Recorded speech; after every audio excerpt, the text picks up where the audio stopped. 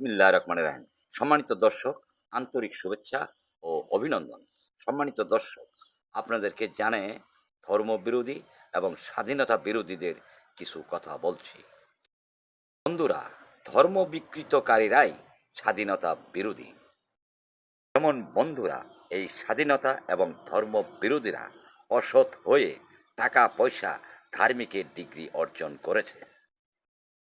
তো বন্ধুরা, আমাদের দেশের মানুষ সহ সারা বিশ্বের সকল জাতিগোষ্ঠী মানুষই অসৎভাবে ধর্মীয় কাজ করতেছে, বাংলাদেশ একটু বেশি। কথাই বলি, আমাদের সৎ জাতিরা নকল করে ধর্মীয় কাজ নামাজ পড়তেছে। সৎ জাতিরা ধর্ম বিরোধীরাই সমাজ সহ সৃষ্টিকর্তা বিশ্বনবী এবং ধর্মকে ধোঁকা দিচ্ছে। বিধর্মীরা অসৎভাবে ধার্মিক সাজছিস, টাকা পয়সা জমি জমার ডিগ্রি অর্জন করছিস। ধর্ম তো দূরের কথা, কোনোদিন জীবনে সৎ হতে পেরেছিস? তোদের বিচার সৃষ্টিকর্তা বিশ্বনবী এবং ধর্মের পক্ষ থেকে আমি করে দিচ্ছি। বিধর্মীরা, হাসরের মাঠে দাঁড়ানোর তোদের যোগ্যতা নেই, তাই তোদের বিচার আমি উপরেই করে দিচ্ছি।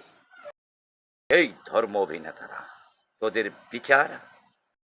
ধর্ম বিরোধীরা, ধর্মের সাথে ইয়ার্কি করার অপরাধে তোদেরকে আমি অনন্তকাল দোজক দিয়ে দিলাম। সৃষ্টি সেরা জীব হয়ে নিজেকে ডাস্টবিন বানিয়ে ফেলেছি, এটাই তোদের শাস্তি।